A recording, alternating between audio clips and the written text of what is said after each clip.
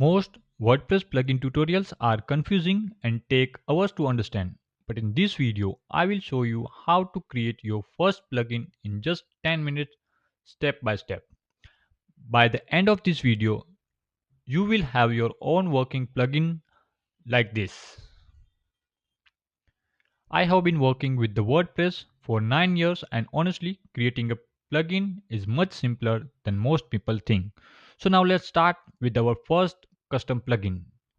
Go to your WordPress installation folder, WP content, then plugin, create a new folder name as Veducator first plugin.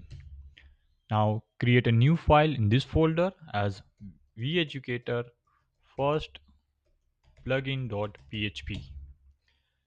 It's not compulsory to use the same name as the folder, but it always a good practice to keep it consistent. Now this is the most important part, the plugin header. Without this, WordPress wouldn't recognize your plugin. So let's add plugin header. In this, we are mentioning the plugin name, description, version, and the author. Save this file, and now let's check if the WordPress detect it or not. So let's refresh this. Yes, as you see, our plugin is now listed here. Now let's make this plugin actually do something. We will display a custom message on the website. Right now our plugin is not active and on the front end it doesn't showing any message. So let's add one custom message in the footer.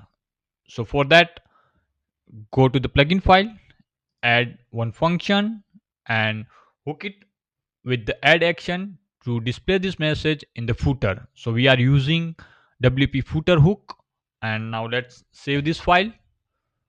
Go to the WordPress admin, activate this plugin. Now go to the front end, refresh this page. So over here it show hello from my first plugin message in the footer. And that's it. Your plugin is now working. So how simple that was. No complex setup, no confusion. Comment plugin if you want the next part and subscribe so you don't miss it. Thank you.